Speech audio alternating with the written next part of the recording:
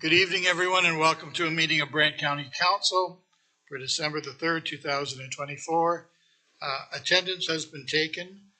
Councillor Chambers is here. He's just not in the room at the moment. Councillor Miller has left. He's not going to be with us tonight, and everyone else is here. I've lost my clerk. There she is.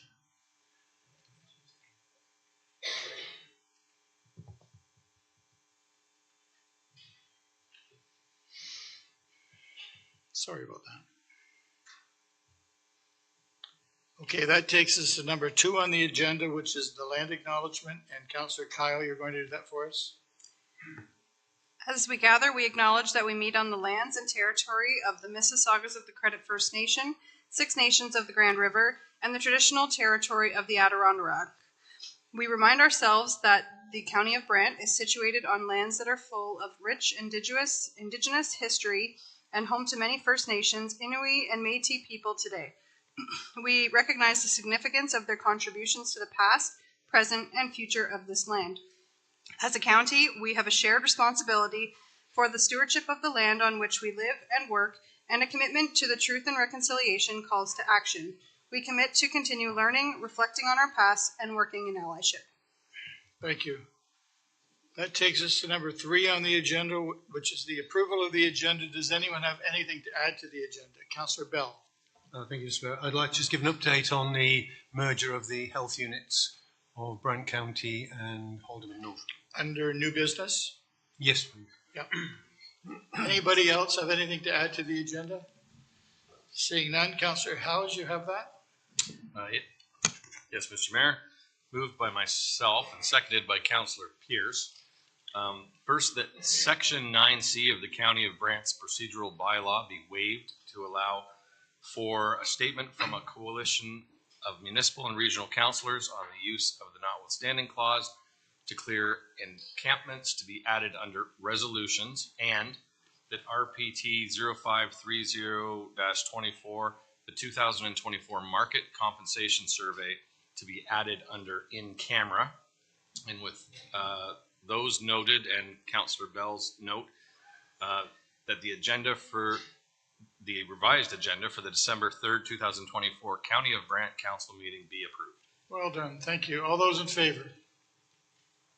Opposed? Carried. Takes us to number 4 on the agenda, which is the declaration of pecuniary interest. Does anyone have any? If you find yourself in the position where you are going to be needing to let me know, please let me know. Delegations, petitions, and presentations, we have none tonight. Adoption of the minutes from the previous meeting. Councillor Chambers, you have those? Yeah. Moved by Councillor Chambers and seconded by Councillor Oakley. Are there any questions to the minutes of the meeting of November the 12th, 2024? Seeing none, all those in favor of receiving the minutes? Thank you. Any business arising from those minutes? Seeing none. Takes us to number 8 on the agenda, which is a public hearing under the Planning Act to receive information from the public. Actually, we have none, so it's going to take us right to number 9, which is a public hearing under the Planning Act to consider a staff recommendation, 9.1, which is the issue of 304 East River Road. And who's here to speak to that? Ms. Landry, yeah. If you could just come and give us your full name, please, and who you represent, and then you can begin. Thank you, Mr. Mayor. My name is Denise Landry, and I'm with Nethery Planning, and we were retained by the Planning Department with the county to provide planning assistance and review on development applications. Thank you. And I do have a brief presentation.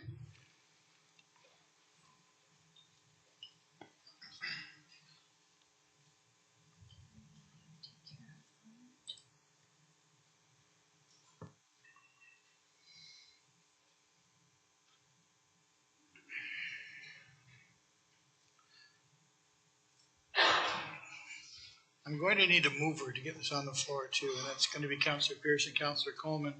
And I am going to declare this a public meeting, and I'll declare it open now.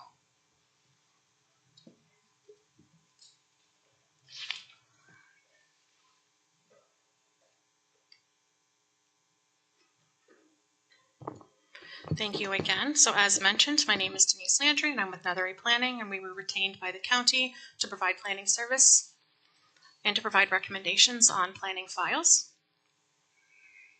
So to start, a zoning bylaw amendment application was submitted by Matt Renier and Associates on behalf of the owner, Kelly Vandenberg, with KCVP Incorporated for the property municipally known as 304 East River Road. The subject lands are outlined in a blue rectangle and are located along East River Road, north of Scenic Drive, and they're in Ward 1. We have rural residential dwellings. They're located north and south of the subject property, with agricultural lands to the east and an equestrian center to the west. The subject lands were created through the consent process and received conditional approval from the Committee of Adjustment in 2021. The subject lands were subsequently rezoned to accommodate the minimum distance separation requirements between the equestrian center and the subject lands. The rezoning also restricted development along the rear of the property to protect the existing woodlot. The applicant is requesting to reduce the street setback to 20 meters, where the current zoning requires a setback of 49.4 meters along the north property line and a setback of 75 meters along the south property line. This would reduce the minimum distance separation from 208 meters to approximately 160 meters. The intent of having minimum distance separations is to prevent land use conflicts between livestock facilities and more sensitive land uses, such as residential dwellings. This map depicts the approximate MDS setbacks from the equestrian center, which is the white building in the center.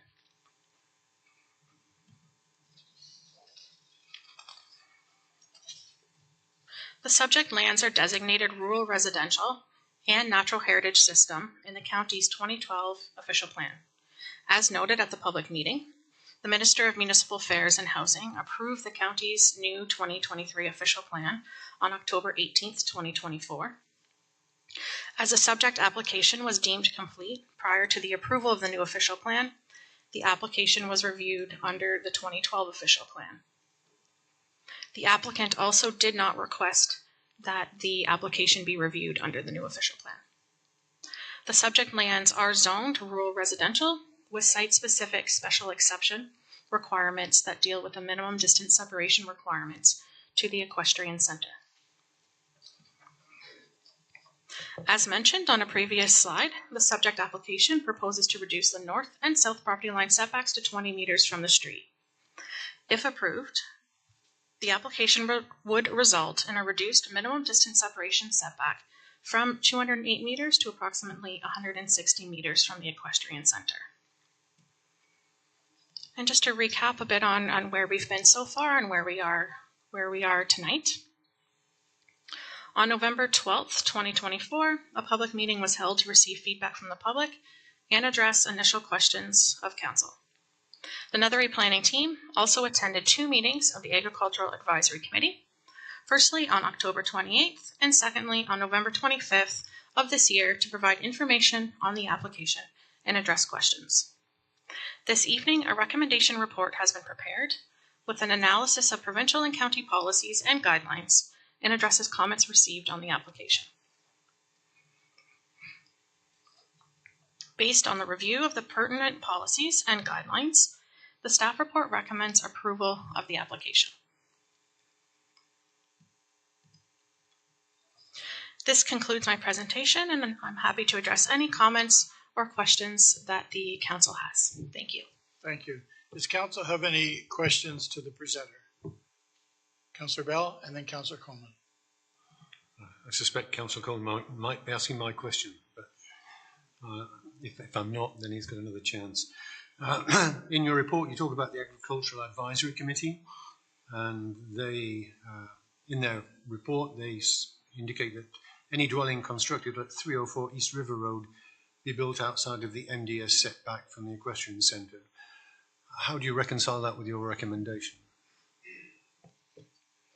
Through the chair to the committee member, the team presented twice to the Agricultural Committee, providing them information on the application and addressing any questions and concerns that they had. We did let them know that there are existing dwellings located closer to the equestrian center than the subject application. I did not provide kind of a planning opinion at that time, but we did go over kind of all of their questions, and in the end, they did still recommend to council that they recommend to the applicant that they build outside of the MDS requirements. So I take it that you don't agree with their conclusion? Through the mayor, sorry, to the council, that is correct. Councillor Coleman, do you have anything to add? I do, and I did not agree with the recommendation that the Agriculture Advisory Committee had either on this. My comment is, or question is that no matter what happens, the other homes in the area are already affected the MDS. So no matter what happens, it's equal, in my opinion. So I will be supporting the recommendation. Councillor Kyle, you were there too? Yeah, just a question through you to Denise.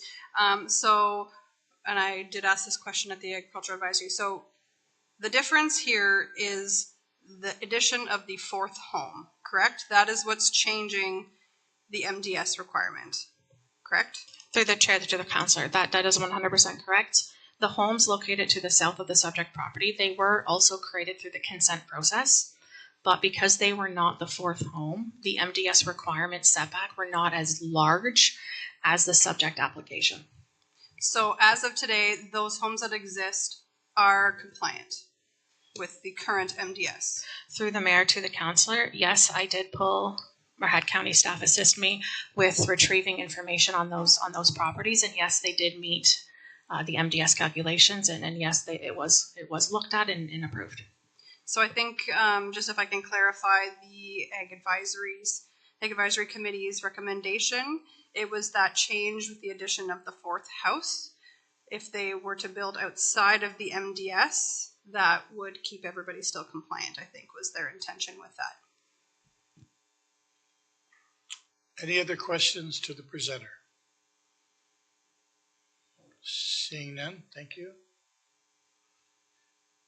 And we'll now call on Matt, who's the agent to represent the application.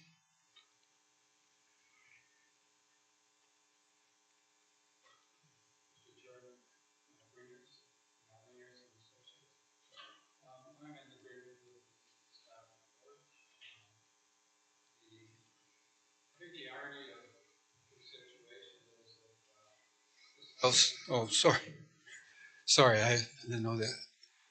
If this house was built before one of the others, it would have been subject to a different calculation. In any event, it'll be located further away from the horse barns than the existing houses that are immediately to the south. And you have letters in your package. The residents further to the south, closer to the horse farm, have not experienced any problems with odors or nuisance from that farm operation. So other than that, I don't think I have anything more to add. I'd be happy to answer any questions. Are there any questions? Hello, thank you. Thank you. Thank you. We have one delegation that's registered to speak. That's Jane Southgate. Is it Southgate? Yeah. You can just come to the podium and just give us your address, please. We obviously have your name here for the clerk. Jane Southgate. I live at 301 East River Road, St. George, Ontario. Thank you. Okay. Good evening, councillors.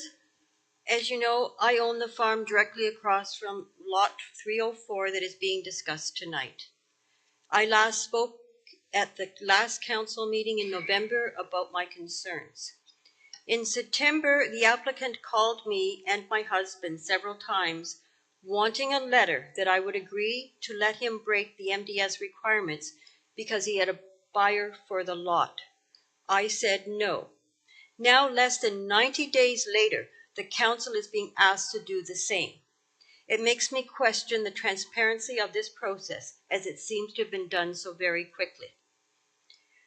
I am opposed to the recommendations from the hired consulting company acting on behalf of the County of Brant for the following reasons. 1, I spoke to the Ontario Ombudsman's Office and they sent me additional information about MDS rules.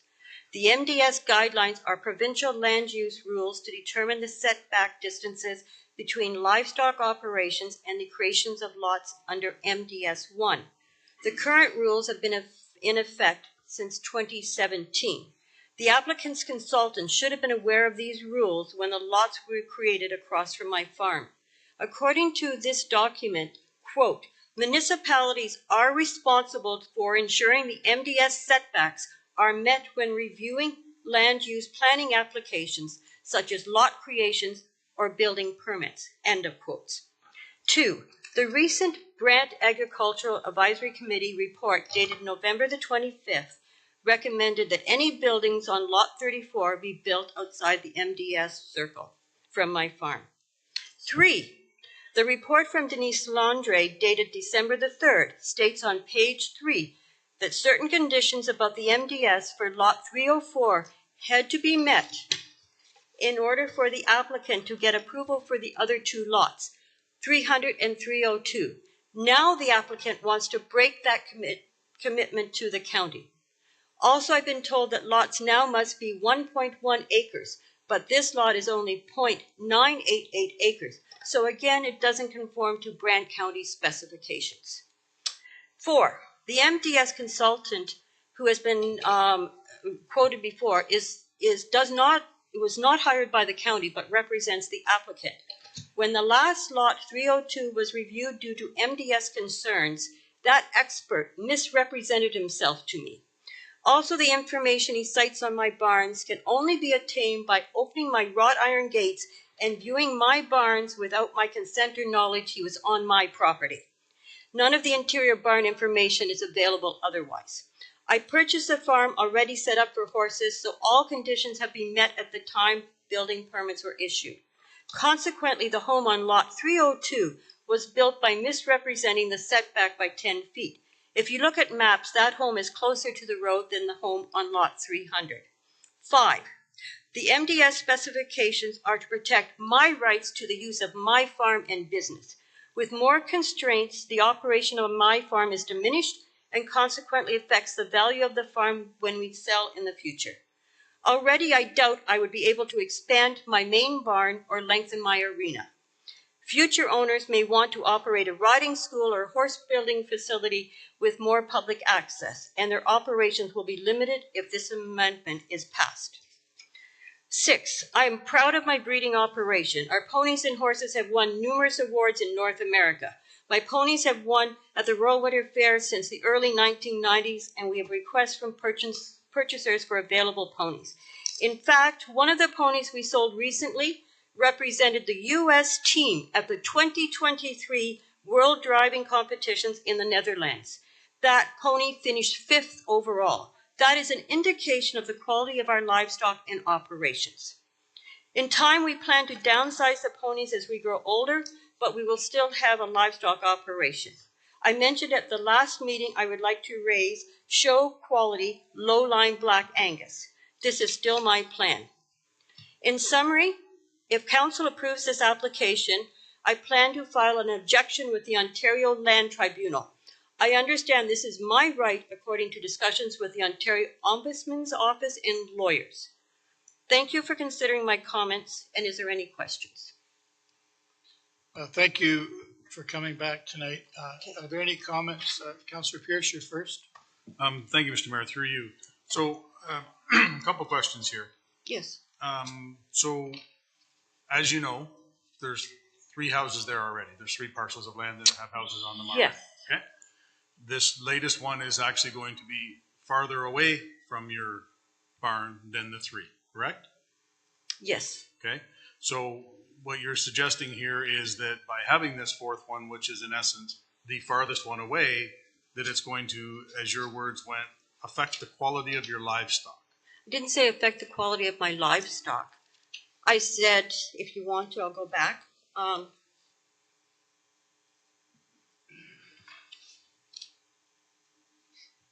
It would affect the operations of and the value of my farm because of the constraints that would be put in place going forward. I will not be able to do any more buildings, or you're limiting my ability to operate it as a farm. It's also, and everybody keeps referring to it as an equestrian thing, that isn't anywhere in the bylaws or anything in the MDS that says I have to have horses there. I can have other livestock if I want. I appreciate that. I appreciate that. So hang on, just bear with me. And if you look at the very first home owned by the Hendersons, you will notice that it is much further back. So I have no idea why, when they already knew that this was a farm, unless they expected me to go away, that those lots were designed or set up the way they are. Because they already knew about the MDS. Okay, so I appreciate that. I'm asking you specific questions here. The Okay. 3 lots that are there, Yes, okay? They pass, they're within the legal MDS. Everything is fine with those, correct? no, the second home, as I already mentioned. Okay, by 10 feet, you did mention that. Yes. We'll set that one aside, okay? Okay. 2 of the 3 homes that are there are within MDS requirements, Only the correct? first one, the one that's owned by the Henderson, the log home at the back, I don't know what the setbacks would have been when they built. Okay, So we're only talking about one home, Okay. and then the second home that had the 10 meters or the 10 feet difference. okay. Let me rephrase my question. Okay, I'm trying to understand from you, if this 4th house wasn't here, there would still be MDS that you would have to abide by in order to change whatever it is you want to have on your farm. You can have whatever you want on that farm. I appreciate that. It doesn't have to be horses. It could be cattle, like you said, but there's restrictions that you would have to come into play as well for yes, MDS, because right? now these homes have been put No, there. I understand that, but you're missing my whole point here. The No, point I'm trying okay. to make is the fact that even with the 3 homes there, Yes, okay, regardless if a 4th home is there or not, there are still MDS regulations that you would have to abide by, which would whatever livestock you chose to have on your farm, correct? yes. Okay, so what is going to change with the MDS regulations that you have to abide by, with those 3 houses already there, the 4th one being farther away? I'm not an MDS expert. All I know is that there has to be a reason why they're breaking these rules, and I don't see the purpose for it, just so somebody can have a home on a lot or right across from me. So you explain to me why MDS rules should be broken. The MDS, as we heard, was it the last meeting we had? Mhm. Their MDS are suggestions. They're not legislated No, hard rules. They're suggestions for MDS. I think they're a little bit more than just suggestions. Sorry, Mr. Mayor, I should be going through you with this Okay, as you started sorry. the conversation here. Okay, I'm going to leave it at that. My point here Okay. is the fact that we've already got 3 houses that you would have to abide by an MDS suggestion that are closer than this one here. I'm not understanding your point that this one here, and I think if we go back and listen to the tape, you said it affected the quality of my livestock, because I wrote it down as soon as you said it. But anyway, thank you, Mr. Mayor. Thank you. Councillor McAlpine. So this might be a question for our staff, but the is in line with what you're saying. I think the difference is, and she might understand this too.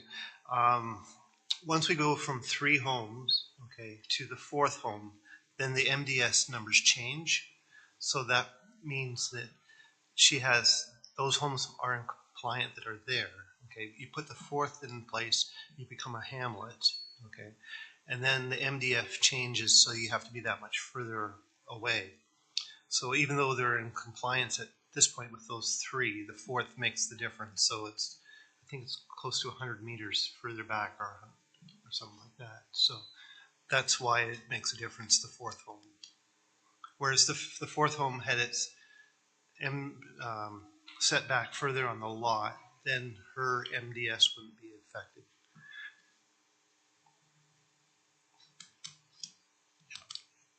That was the point last time, is the fourth house makes the difference. Yeah.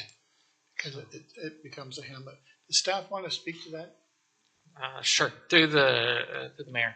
So yes, the fourth house makes a difference in the calculation, but once you put the house there, then there's a hamlet. Those other houses are closer, so they're going to restrict that barn automatically. So that's the conundrum we have, obviously, is as soon as that fourth house is there, no matter where it's placed, those closer houses now restrict that barn automatically. So it doesn't change anything for the barn that's already impacted with that fourth house. No matter where you put that fourth house right now, it doesn't change anything because these houses are closer and it's going to be restricted regardless.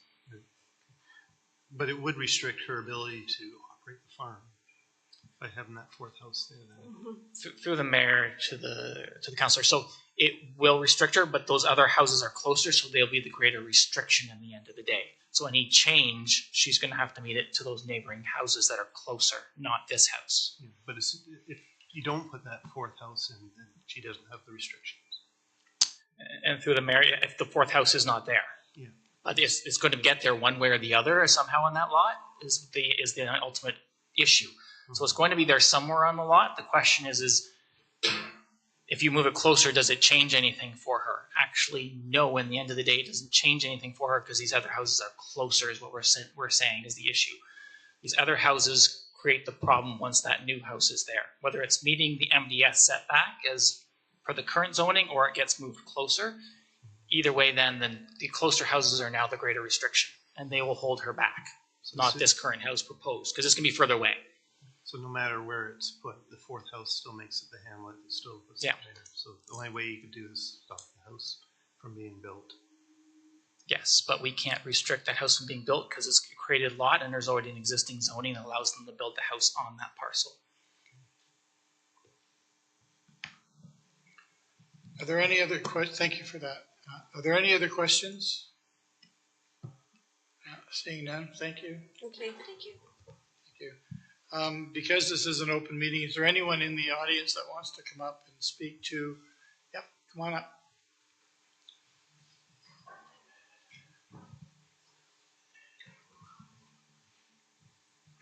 If you can just give us your name, please, and your address. Case Vandenberg, 283 East River Road. Just want to speak about the home being moved closer. When you look at the distance that the actual house is going to be moved, it's not so much that the MDS. If you took the distance from that door to where the wall behind Mayor Bailey is, you take that distance twice, that's what the actual distance would be to make the house in line. So they're trying to conform back into the 2012 setback.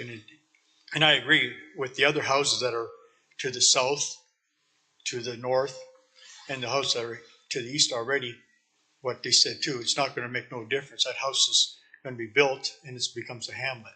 But the biggest thing is, I think, is not so much that distance. They're not going to move that house even closer than the other houses that are there.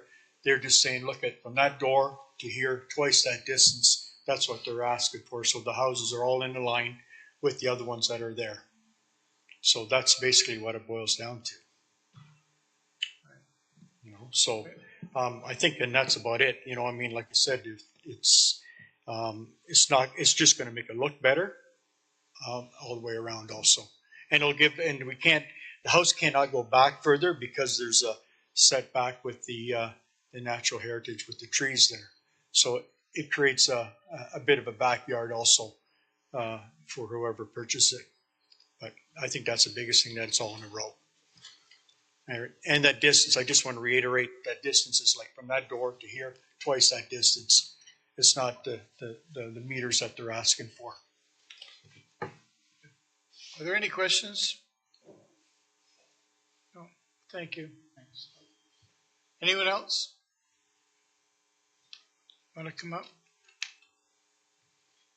Seeing none, I'll ask for the second time. Is there anyone else that wants to come up to speak to this application?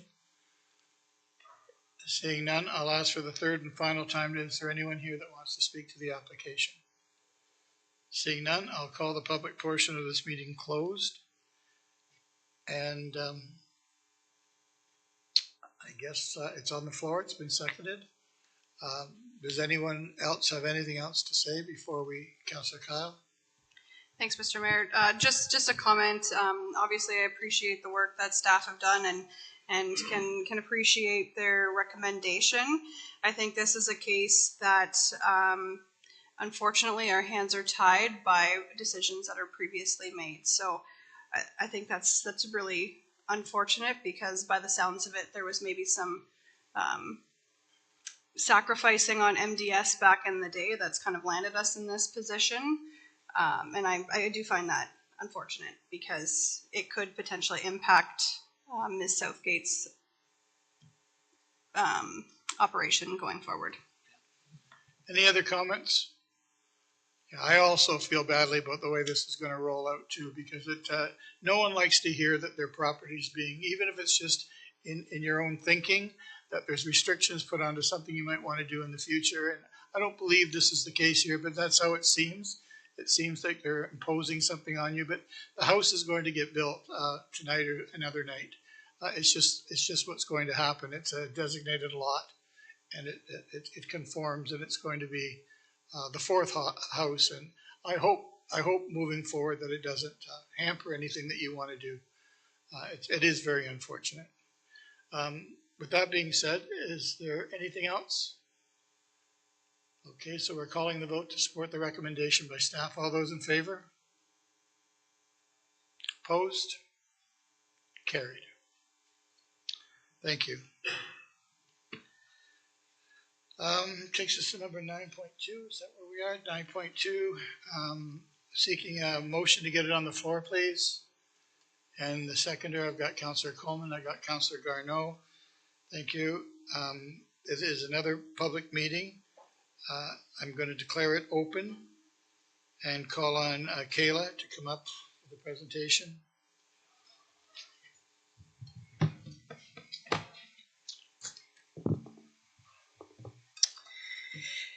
Thank you. Good evening, Council. I don't have a PowerPoint this evening. So similar to the last presentation for this file, I'm here tonight to recommend deferral for the draft plan of subdivision and zoning bylaw amendment application, ZBA 1224 and PS 124 for lands located at 29 13th concession. This deferral was submitted at the applicant's request until February of 2025. Recognizing that during this time, the applicants cannot appeal for a non-decision. This deferral will allow the applicants time to address comments that are going to be raised from technical studies and resubmit a plan once all comments have been addressed. Planning staff do support the deferral at this time, and I'm happy to answer any questions that Council may have. Council have any questions? Councillor Howe is your first, followed by Councillor Pierce. Thank you, Mr. Mayor, through you to Kayla. So you noted that with this deferral, recommended deferral, the applicant cannot appeal for lack of decision. So does that mean that the 45-day clock pauses? Through the chair, yes, that is what the applicants are promising by presenting tonight in support of the deferral as well. So just to follow up, so the clock doesn't pause, but the applicant has made a commitment to us. Through the chair, yes, we take their good word that they will continue to work with us, and in their letter they have addressed that this will be their mechanism to show that they will not appeal for a non-decision. Yes. Thank you. Councillor Pierce. Thank you, Mr. Mayor. Through you to Kayla. That was one of my questions for sure. And just to add a little bit onto that, and I appreciate the fact we're going to take them at their word and all that kind of stuff, but let's play the what if. If in fact it changed and they did take us for non-decision, I'm assuming that their letter stating that they would not do so, and they are requesting, that's the important part here, that they are requesting the deferral, that should hold some weight if it were to go to LPAC? Through the chair, yes, that's what we are counting on, that would hold some weight and that they would hold true to their word. And they are here this evening to speak to that for that reason. And as I said, and I appreciate that, I'm sure they will. I'm just playing the what if card. And my second question here is, so it's on page 39 of our report. It's in the Water Household and Amy Hitchin in their email. So in the second paragraph, it talks about the applicant has been working with county staff to address several issues and items and request additional time to allow for these discussions to continue. It says, at this time, the applicant has not received comments from the county staff on resubmission. In discussions with county staff, it has been requested that the applicant be deferred for the February 25th meeting. Council is now meeting to allow comments before received. The applicant is waiting for comments? So I'm trying to understand, we haven't gotten back to them, or is there additional questions, or what is it they're waiting for? Sure, through the chair. So how the process works is they resubmit their application as well as technical studies. So we typically have about a three-week commenting period, but many of these technical studies, the Hydro-G, the stormwater, traffic, those technical studies are sent out to be peer reviewed. And so the peer review timelines are much different, and they do take longer to get a response back. So once we have all comments from all agencies and that technical review complete, we compile the package, and then we will continue to work with them on that. So it's my understanding that this week, knowing that their submission came in at the very end of October, we're at about a one month time frame, right? So we would expect to have those comments back shortly, and then continue to work with the agent and applicant. Okay, appreciate that. One final one, Mr. Mayor. So that being said, that it takes a little bit longer when you get them peer reviewed. So is this a standard amount of time, or have these ones taken longer than we expected, or this is just the nature of the beast? Yeah, through the chair, this is very typical timelines. Nothing, in my opinion, has been longer than we would expect. Okay, thank you. Councillor Chambers. Through you, Mr. Mayor, to the planner. With regard to the recommendation, just seeking clarification, one of the reasons is being used for request for the referral is that the hydrological assessment report is being worked through. I'm just wondering if you can explain the extent and the assessment area of the hydrological report. What area is that reporting on? Does that include the Village of Scotland proper and go beyond into the Royal Troon subdivision and the 100 subdivision, or is it just restricted to the area where the proposed development is occurring? Sure, thank you. Through the chair, so the applicants are required to provide a Hydro-G in support of the subject lands only, so their property, but it must demonstrate no negative impacts to the surrounding community.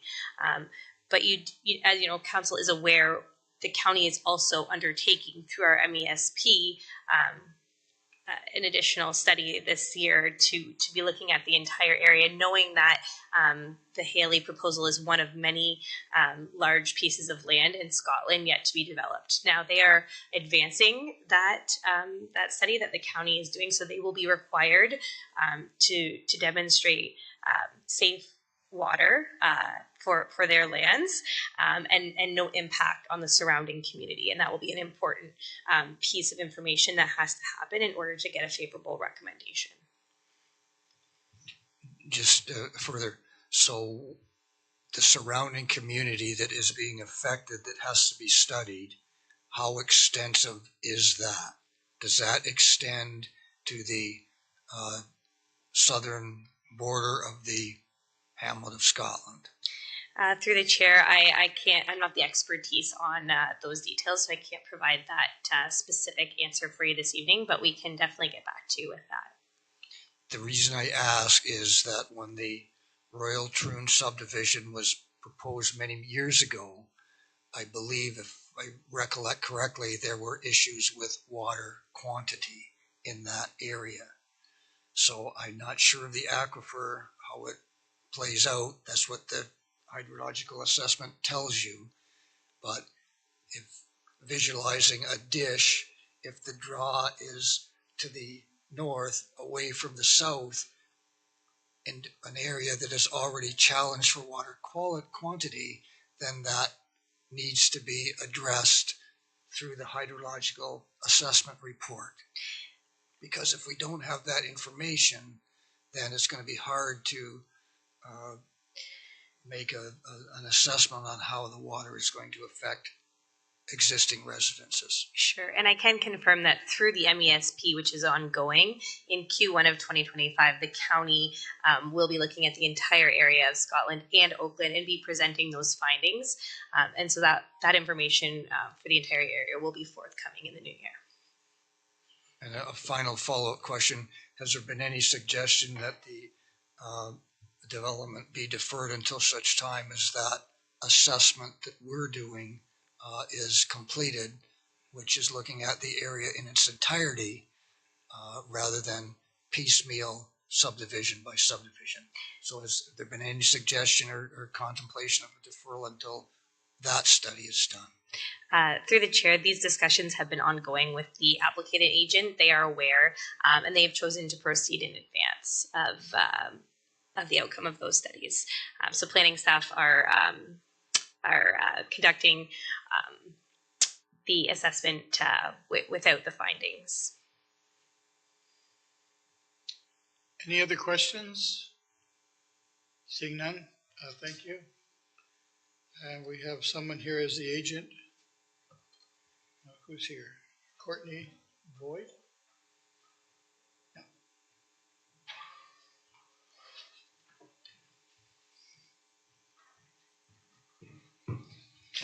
Good evening. It's nice to see you all again. My name is Courtney Boyd, and I'm here as agent for the applicant. The letter that's contained in the package this evening came from myself in my office. So as mentioned by Caleb, what's being sought is a deferral to February. It would be the February council meeting date. My understanding is those dates are not yet released, but it would be that February date. I believe it's the first Tuesday of every month, which based on my calendar, I believe is the 3rd, if I'm not mistaken. So to address some questions at the outset, yes, what would occur is the applicant is effectively agreeing or undertaking not to appeal. The clock does continue to run. However, this is not the first time we've done this. So you'll recall that we were here in September, and similarly, a 3-month extension was sought. It was granted and we did not appeal. And we are back here today doing the same thing. We are still working with staff. We're still having the ongoing discussions. As you mentioned, comments are expected to be received shortly. And then in hopes that at February we can move towards a recommendation by staff.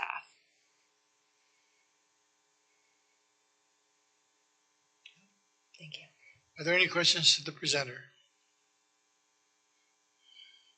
No, seeing none. Thank you for coming back. Thank you. Because this is an open meeting, is there anyone in the audience that wants to come up and speak to this application? I'll ask the second time, is there anyone in the audience that would like to come up and speak to this application? And I'll ask for the third and final time, does anyone want to come up and speak to this application? Seeing none, we'll call this portion of the public meeting closed. Council's ready to vote. You're clear, you're voting on a deferral on their own timeline, not the timeline that we're county setting for our own investigation of water, etc. All those in favor? Opposed? Carried. Thank you. Takes us to number 10.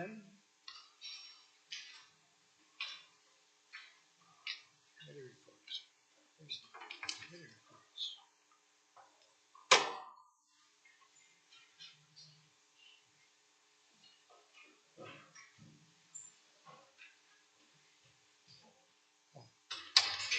It does take us to number 10, but we don't have anything, so we're going to go down to consent items to be received. There aren't any, which takes us to number 11.1.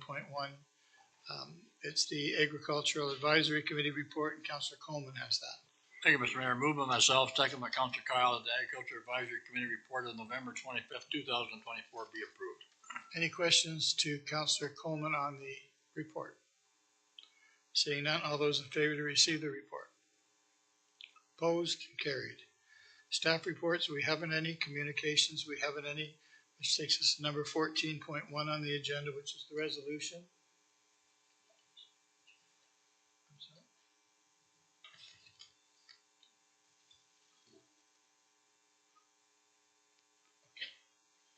That's okay.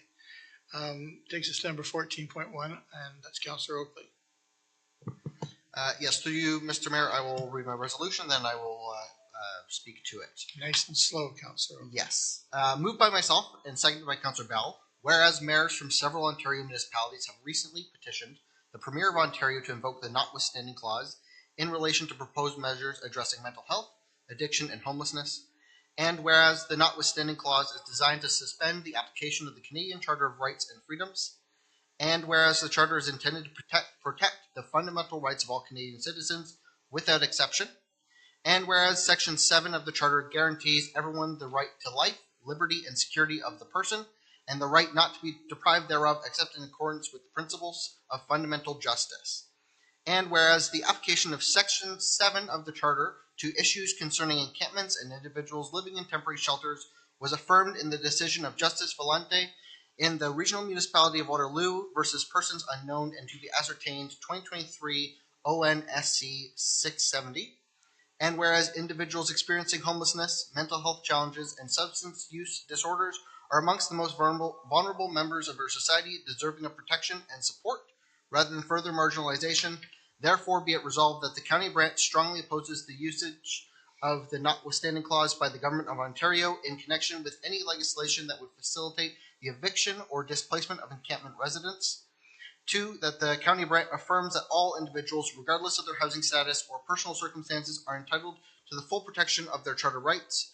3, the County of Brant recognizes that addressing homelessness, mental health issues, and addiction requires compassionate, evidence-based solutions that respect the dignity and rights of all individuals. 4, the County of Brant calls upon the provincial government to work collaboratively with municipalities, health experts, and community organizations to develop comprehensive strategies that address the root causes of homelessness, mental health challenges, and addiction, while upholding the charter rights of all citizens. 5, the County of Brant commits to advocating for increased funding and support for affordable housing, mental health services, and addiction treatment programs as more effective and humane alternatives in encampment evictions, and that this motion be distributed to the Ontario government, specifically the Premier of Ontario, the Attorney General, the Minister of Children, Community and Social Services, the Finance Minister, the Minister of Health, MPP Will Bauma, MPP Ernie Hardman, and MPP Brian Riddell. And to briefly speak to it, I think I could talk a lot about implementing evidence-based solutions, about not further victimizing and criminalizing those who are experiencing homelessness, mental health, or substance use issues. But to me, I think the conversation really starts and finishes with whether or not we believe that the notwithstanding clause, by suspending the right to life, liberty, and security of the person for specific individuals, whether or not we are comfortable in moving those from being rights as protected under a charter to privileges experienced by those who are fortunate enough to have their own housing, not be experiencing mental health crises or having addiction issues. And I think in moving those from being rights to privileges puts us not only in a very dangerous place and sets a very dangerous precedent, I think it is also antithetical to the values we all share as Canadians. Thank you. Any other comments? Councillor Garneau? Thank you, Mr. Mayor. Through you, I'm not going to support tonight's resolution.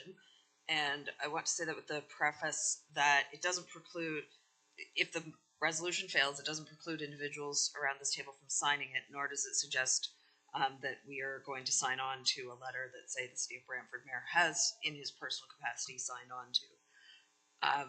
I've dealt with the homeless crisis in a frontline capacity, believe it or not, for about 5 years now through property maintenance work. We've had work refusals from employees to cut grass because of the presence of individuals experiencing addiction and homelessness. My own husband was held up at knife point in broad daylight in the north end of Brantford by someone under the influence. And in that situation, the police politely advised there wasn't a whole lot that could be done. All of this to say, I think that this is a much larger issue. I think that we as a council and a municipality have to balance everyone's needs in this. The potential for encampments in public spaces means that others lose access to those spaces, and I think that discussion about who has a greater claim to be there and under what circumstances is something to be explored. There was a piece in the CBC over the weekend, and I'm not going to suggest that we take too many cues from our neighbors to the south, but 37 U.S. states and Washington, D.C. have adapted their laws in relation to the addictions and homelessness crisis. I think there's a lot more that we need to learn and explore as a municipality, and I'm concerned about taking on an activist approach, particularly as tonight is planning council, which is one of the reasons I voted against considering this on the agenda or adopting the agenda. But I think that this is a decision that individual councilors should make for themselves rather than we as a municipality should be adopting, because if it does pass, then all of us have to champion that statement, and I would be very personally challenged to do that more generally. Thank you. Thank you. I agree. We shouldn't be voting on it as a council. We will be calling a recorded vote, because I think that those that do want to support it truly do want to support it. I buried a nephew last winter who died in a tent in Owen Sound, froze to death, left a family. I would hope that somebody could have done more for him. I think he was 32, and I have to always vote on the side of compassion and hope that somebody does better in the future than we've done in the past. And I think passing our troubles off is not the answer for me anyway. And that's why I think we need to vote individually, because we all do have how we feel about things. And personally, I had a bad year because of it. So is there anything else that you need to say about it before we call the recorded vote? Councillor Chambers?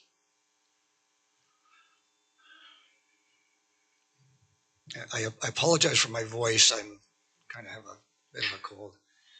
I don't want to speak ad infinitum on this, but I do have a couple questions that just for clarification before I speak to the resolution. And I will say that I know it was unintentional, but I did find the way this was brought forward at our last meeting rather disrespectful. To put a resolution of this importance and length and meaningfulness and as a motion unseen by some members of council at 10 o'clock at the end of a meeting, and expect meaningful thought and discussion and to go into deciding what you want to do about the motion was not the way to do that. And if you want me to vote on something of this importance, and you're going to have to give me a little bit of time to at least think about it, rather than throw it out and expect people to vote on it. The other thing that I found challenging, and I will say that Councillor Oakley did say that he worked all weekend with this group of this coalition to devise the resolution. We had a whole weekend to look at it, and I had 20 seconds. Some members of council apparently saw this resolution before it was put on the table, which again, why are some privy to it and not others? To me, that is disrespectful. And what is really curious to me, and I would like an explanation, is how someone in Toronto sees the recommendation or the motion, gets on the agenda at the last second to support the resolution before it's even presented to the council. That was really strange, and something just wasn't right about the way this was presented. And it, in my opinion, was disrespectful, although unintentional, I understand. That having been said, the resolution itself, once you look at the resolution, what it is, it's a reaction to a letter, which was a reaction to a comment by the Premier, which was a reaction to a motion passed by the Ontario Big City Mayors Caucus. So we're talking about a reaction of a reaction of a reaction, and circulating this reaction 4 times down to distribute to the Ontario government. When you distribute things to the Ontario government, you should have some background information to support what you're distributing. So are we just going to send an email with this to the province? Like, that's not the way a county should present something like this to the province of Ontario. I see no background information, even though it took the weekend to craft it, apparently. I see no supporting information to support the whereas clauses, which a good parliamentarian would tell you are supposed to be factual. And once you get into the resolution part, that's where the opinion comes in. And just to show you how maybe we shouldn't support this motion, even though not supporting it makes you look like you don't care about homeless people and their rights. And that's, again, one of the tragedies, as Councillor Garneau suggested, and you suggested. If you vote against this, you appear to be a heartless guy that wants to evict homeless people out of their encampments, which is totally unfair and untrue if you vote against this. Just to show you how, and I'm reminded of, Councillor Pierce will like this, I'm reminded of a quote of a famous sports person, again, not Mike Tyson, but one of the greatest goalies I think that ever existed was Carey Price. He had a bad training camp, and press and everything got blown out of proportion, and his quote was, "Chill." And I think we should chill on this, like Carey Price chilled, told them to chill, and think about this and do it the right way rather than a resolution like this, even though I don't disagree with what it's saying.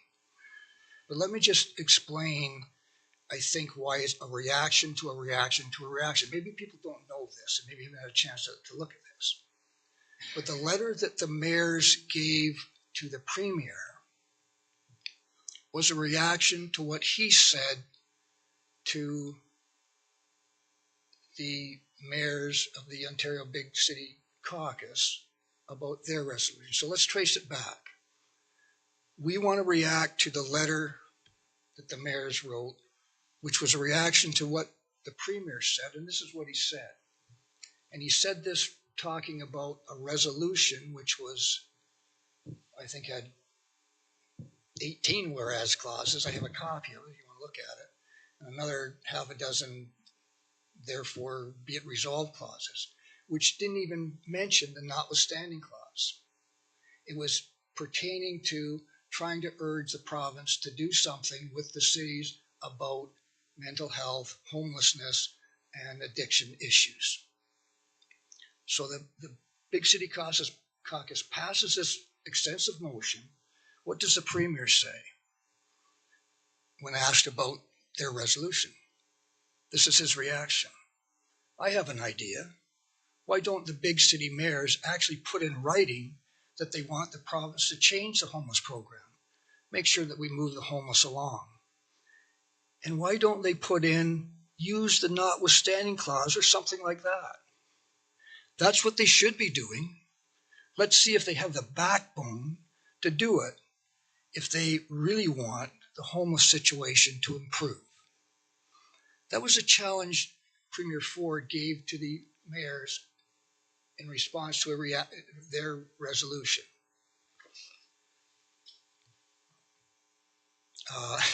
So they did just that. The Premier challenged the mayors, and some of them wrote the letter because they're concerned about the homeless issue. And this gets blown out of proportion to now they're calling on the Premier, and the big city mayors are trying to evict the homeless out of encampments without respecting their rights that are given by the charter, which incidentally has a notwithstanding clause for certain situations. And in the letter, and you should read the letter if you want to, hopefully everybody has read the letter that we're talking about. It says where necessary, or where, they're not telling to evict homeless people. Read the letter. This resolution really takes that out of context. And the real interesting thing, and I'm no legal scholar, but the communication we got from them, this is how they characterize what I just said. And they're writing to Premier Ford. You have recently proposed, using Section 33 of the Canadian Charter of Rights and Freedoms, the Charter's notwithstanding clause, to proactively strip people who are homeless, experience mental health or substance use challenges of their most basic constitutional rights, etc. They're not saying that at all. The mayors that wrote the letter responding to Ford, who challenged them and asked them to do that so that they can move this homeless situation on. We should not pass this resolution. I don't like defeating it because, again, it looks like we don't care. So I'm suggesting the motion should be just tabled and be a statement that we have. But to circulate this in light of the circumstances is a complete overreaction and a complete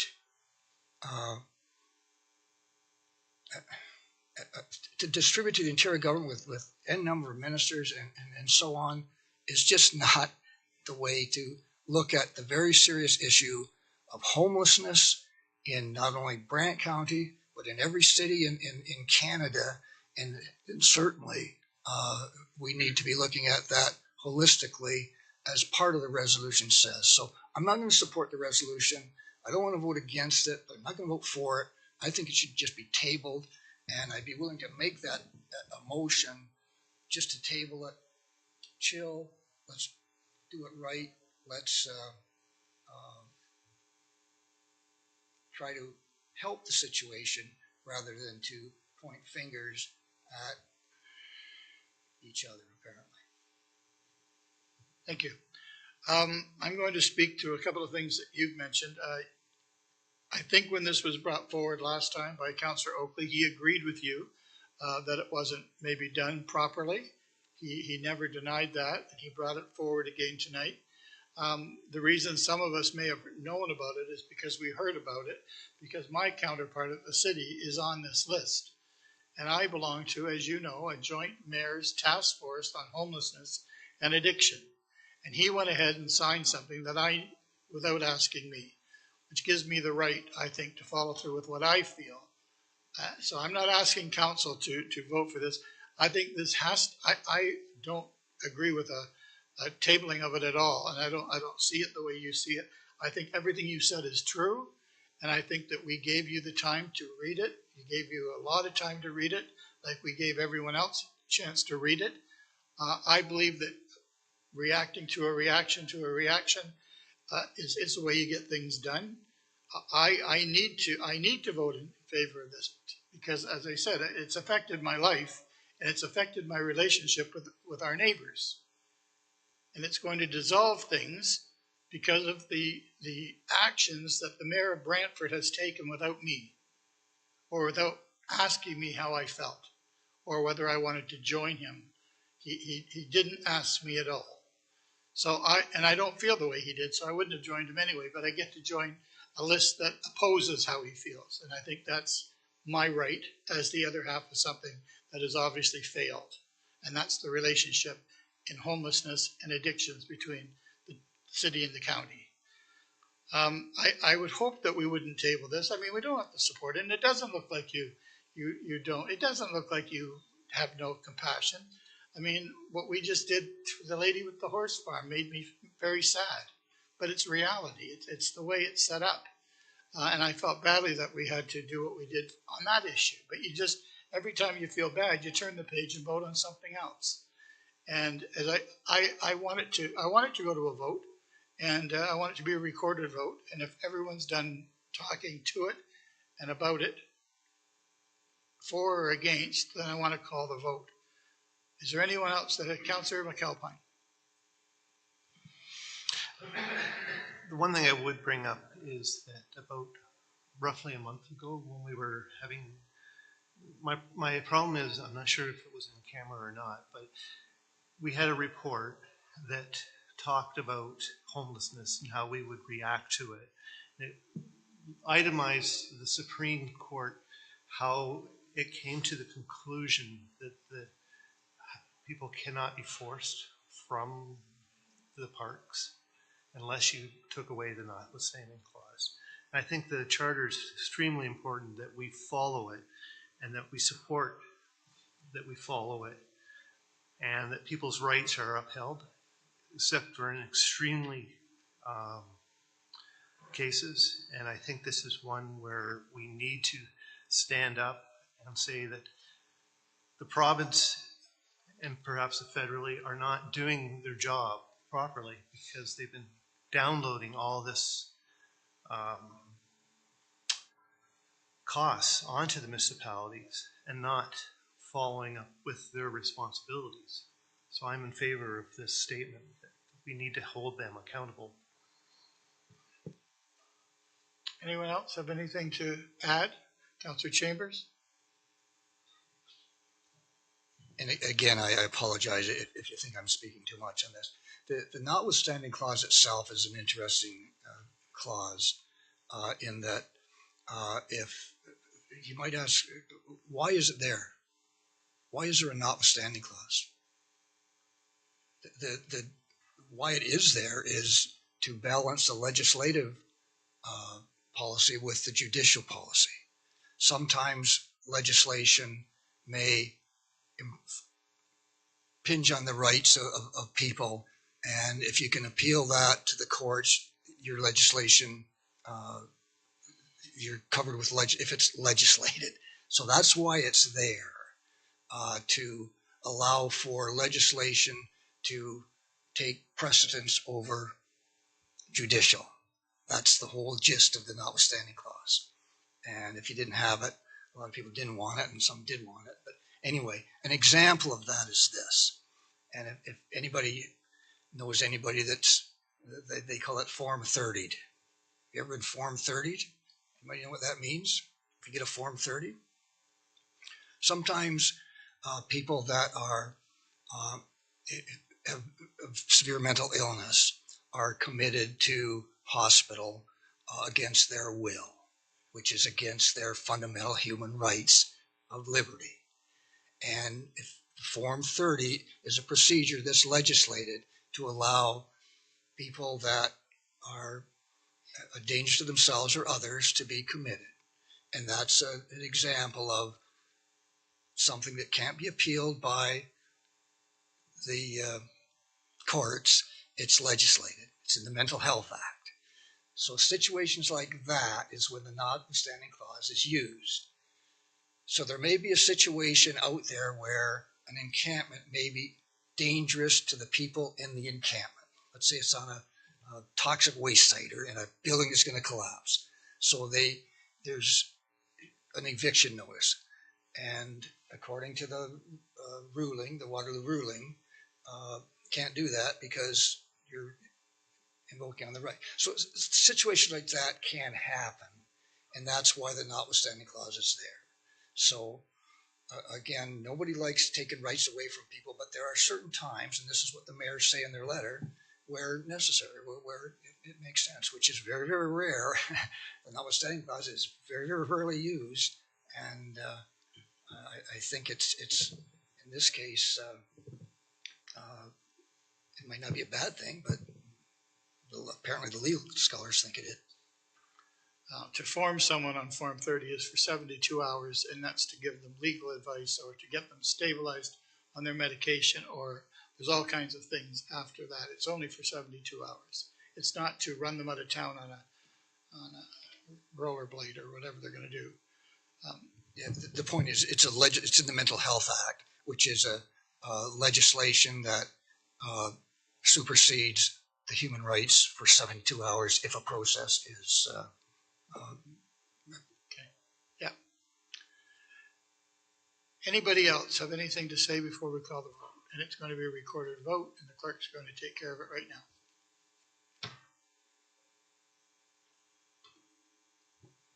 Can the councilors in favor of this motion please stand?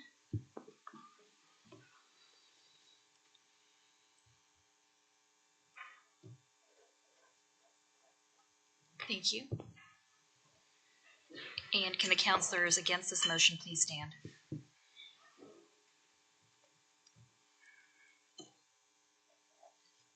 Thank you. Thank you. The motion carries. So what we'll do is, because it doesn't represent the entire council, our names will be added to the list individually as councilors and the mayor. Councilor Chambers. You can't do that.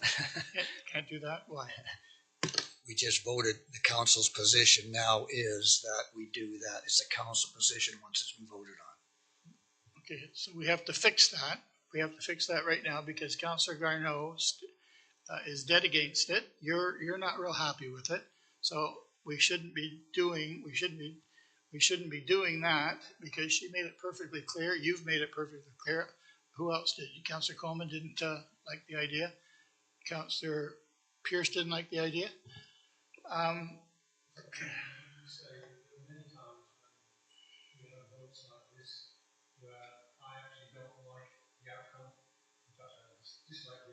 I dislike the outcome, but I have to accept that that's the council position, and I'm afraid our four colleagues have to do that. We had to do it just the other week with the vote on the buildings on Court Drive. I didn't like them, don't like it, will never like it, but I accept that that's the council position. Councillor Garneau. So yeah, with respect, I've been dictated my position now as a councillor on this topic. So that, yeah. It doesn't feel right to me either, but I guess it's true. Councillor Oakley, you wanted to speak to something? No, you're good. But the way the letter is written, it doesn't say a group of anything. It still has our names individually. So why? I don't understand why. Well, I mean, I do understand why. You just told me why, because the council just passed it, I guess. It doesn't seem right, though, that Councillor Garneau's name needs to go on a list that says she supports something she doesn't. It's very personal. That's why I was hoping the recorded vote would solve that problem. And apparently it doesn't, and it doesn't feel right to put someone who's opposed to it. This is not a municipal thing. This is something that resonates with us personally, and I don't feel good about those four names going on the list. Councillor Howes, and then Councillor Coleman. Mr. Mayor, I'm just wondering if the clerk might be able to weigh in on procedurally on this. This was a resolution brought forward to council, and we voted on it. So I think the decision has been made, but I think the fact that it was a recorded vote, you could include in the letter from the County of Brant the results of the recorded vote. And then it's on the record, those who were against it, even though it did carry, but then it's on the record, those who were against it. And I'm just trying to show respect to them with that suggestion. Yeah, Councillor Coleman and then Councillor Pierce. Excuse me, Mr. Mayor. Yeah, thank you. I've been here 20-some years, not quite as long as Councillor Chambers, and I respect democracy. Whether I am in favor of it or not, or anything, and just like Councillor Bell had said, whether you support it or not, It passed by council. I don't believe no names need to go on it. It's the County of Brant. That's what passed the motion. The County of Brant Council. Councillor Pierce, then Councillor Chambers. Oh, wait, no, Councillor Pierce, then Councillor Oakley, then Councillor Chambers. Thank you, Mr. Mayor, and Councillor Coleman just hit it on the head of exactly what I was going to say. As I've said many times around here, everybody can vote their own way, but when a decision is made, that is the decision. We've had other decisions that we have voted by a recorded vote, that once that decision is made, the decision is made, whatever it is. Yes, those who voted which way is public information. I'm okay with that. That's not a problem. But I agree the fact that what goes on that letter is the decision of the County of Brant. It's not the decision of Mayor David Bailey. It's not the decision of Councillor Jennifer Kyle. It's not the decision of Councillor Brian Coleman. It's the decision of the County of Brant Council, period. Okay, I don't agree with you. Councillor Oakley and then Councillor Chambers, and then I'll speak to why I don't agree with you. Yeah, through the mayor, just in terms of other advocacy pieces we've either signed and passed on or we've received. I mean, it's well precedented for these resolutions that we receive will have the councilors that voted for or against have a recorded vote in the letter, and obviously it passed because it got to us, but that information can be included in there. Sometimes it's just written as whichever municipality that passed it, but I mean, it's not uncommon for advocacy pieces that there's a disagreement in council, but ultimately it is the position of the County of Brant. Yeah, Councillor Chambers. Okay, the clerk can help me on this, and she'll probably agree with me. The motion is very specific, states our position, and then it says this, and that this motion be distributed to the Ontario government, specifically the names, and that this motion be distributed to the Ontario government. So what the clerk will do is write to the provincial government, I don't know, specifically these people, saying that the following motion was passed by Brant County Council December 3rd, 2024. Write the motion, and then you can, with a recorded vote, you put the names on who voted, and that's the motion. That's what is going to be sent to the Ontario government, specifically Premier, Attorney General, and everybody else. That's how it will be. It's got nothing to do with the letter of the coalition. You want to do that? That's on your own. It's got nothing to do with the big city mayors caucus. It's the position of council will be sent, as I said, by the clerk to the appropriate people. I think I'm right on that. Okay, if you're right, then I'm fine. Other business, Councillor Bell. Thank you, Mr. Mayor. Just to update council on the process of merging Brant County Health Unit and Haldimand Norfolk Health Unit. This is a process that's been underway for over a year at the behest, really, of the Ministry of Health. In the AMO conference in London last year, Sylvia Jones announced that she was looking for smaller health units to voluntarily merge with other smaller health units. So we went through a process of looking at potential mergers with Haldimand Norfolk and also Southwestern. Ultimately, Southwestern declined to join, but Brant County and Haldimand Norfolk agreed that it would be in their interest, joint interest, to merge. The merger was approved as of December the 2nd, as were 3 other similar mergers in other parts of the province. Effective 1st of January next year, the newly merged health unit will be called the Grand Erie Health Unit. Seems quite logical. It will have a total workforce of about 200 or 200 plus. Headquarters will remain in Brantford at the Public Health Building in Terrace Hill. The CEO will be Brent Richardson, who is today the CEO of Brant County Health Unit. And the Medical Officer of Health will be Rebecca Comley, who's currently the Medical Officer of Health in Brant County Health Unit. There is another medical officer of health, an assistant medical officer of health, Malcolm Locke, whom some of you will know, used to be the medical officer of health in Brant County Health Unit. The governance is interesting. Today we have in Brant County Health Unit 3 representatives from the city, 2 from the county, the mayor and myself, and 4 provincial appointees, making a total of 9. Going forward, there'll be 2 from the city, 1 from the county, 2 from Norfolk, and 1 from Haldimand. And that's a rough approximation to the population distribution of the 4 municipalities. It's not perfect, but it's about as close as you'll get. With 6 municipal representatives, then the Health Promotion and Protection Act will permit up to 5, a maximum of 5 provincial nominees. We've put forward a couple of people that we thought would be good nominees from Brant, but the idea is to try and get a geographical distribution of these provincial nominees. Currently, all 4 provincial nominees in Brant County Health Unit reside in Brantford, so it's not quite a geographical distribution.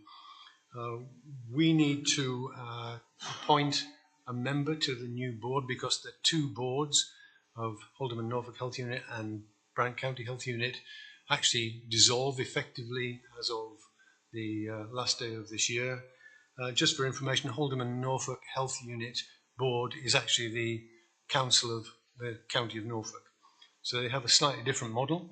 Theirs is embedded in the county. At Brant County Health Unit, it is an autonomous model. Going forward, Grand Erie Public Health Unit will be an autonomous model as well. Happy to answer any questions if I've not covered all the ground.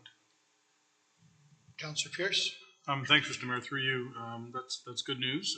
You said there was approximately 200 or so staff or whatever are going to be involved with it.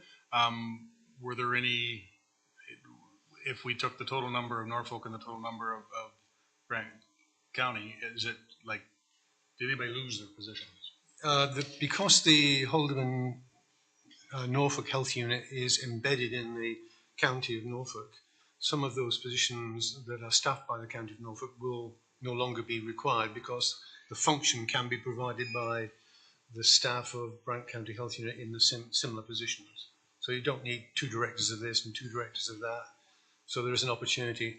But the Ministry of Health is very clear, this is not a cost-cutting exercise. So any savings we get, we can reinvest into improved service. And that's one of the real drives for doing this, that we will have potentially more resource to apply to frontline staffing. We have the ability to deal with surge capacity issues. So if we get an outbreak of foot and mouth in Norfolk, then we can surge resources from a bigger community. We also give more opportunity to people working in the health unit to progress in their own career paths with a larger organisation. Thank you. Councillor Chambers. At what point do we appoint a representative to the new health unit? When do we have to do that by? We have to do it by the first anniversary of the new board, which is what, January 1st. Yep. So our appointments aren't going to be done then, so we'll have to do it separately.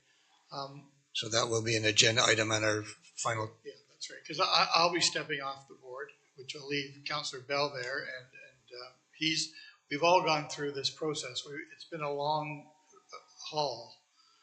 Really, the biggest change is that Norfolk used to have 2 votes and Haldimand didn't have any. So now it's going to be a little bit different with the 2 mayors, with Shelley and Amy, and the county's going to lose a voice, and so is the city going to lose a voice. But I think it's going to be better.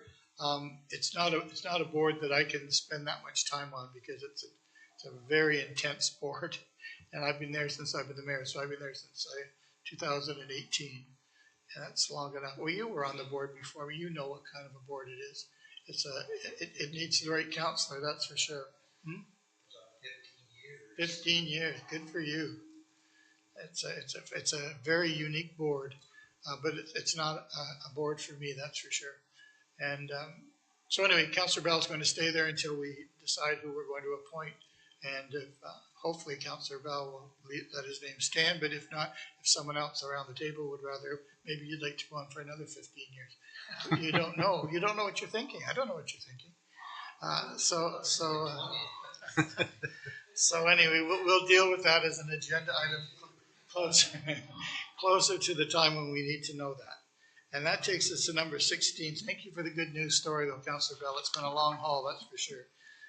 16 is to go in camera, and Councillor Bell is going to take us there.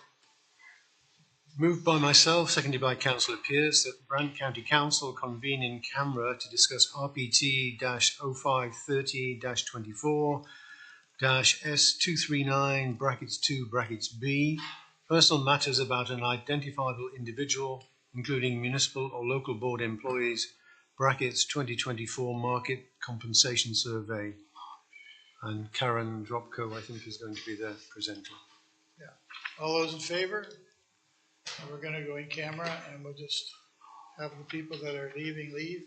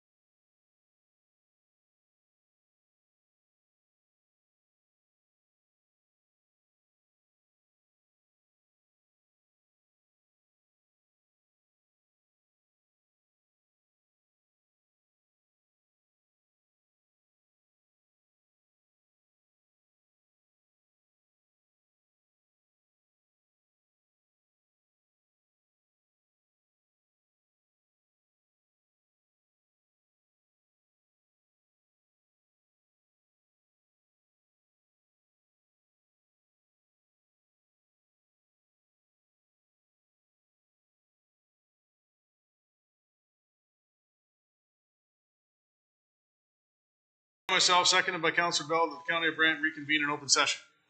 All those in favor? We're now back in. Opposed? Thank you. I'm going to call on Councilor Pierce again to ratify.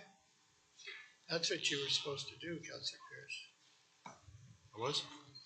I didn't know that. You and Councilor Bell. Ratify. I didn't know that. Okay, I'm gonna need a motion then to ratify Councilor Coleman and Councilor Oakley. And all those in favor? We have nothing written down though. All right. You'll figure out the verbiage on that? Yeah, thank you. Then we'll go up right to bylaws, which is Councilor Oakley and Councilor Garneau. It was Chambers. Oh, you came, Chambers. Oakley and Chambers. Okay, sure. Through you, Mr. Mayor, moved by myself and seconded by, I have Councilor Garneau on here, but so we'll do Councilor Garneau because that's what is written on my sheet. That bylaw numbers 118-24, 121-24, and 122-24 be read a first time. All those in favor of the first reading? Because if I put something, then second reading, please, Councilor Oakley. Moved by myself and seconded by Councilor Garneau that bylaw numbers 118-24, 121-24, and 122-24 be read a second time, and all preambles and clauses be adopted. Are there any questions to the second reading of the bylaws? Seeing none, all those in favor? And if you could do it for the third and final time, Councilor Oakley, please. Moved by myself and seconded by Councilor Garneau that bylaw numbers 118-24, 121-24, and 122-24 be read a third time, passed, signed, and executed. All those in favor of the third reading of the bylaws? Thank you. Takes us to number 18 on the agenda, which is the next meeting, which is December the 17th, 6 o'clock. And is there anything else for the betterment of the County of Brant?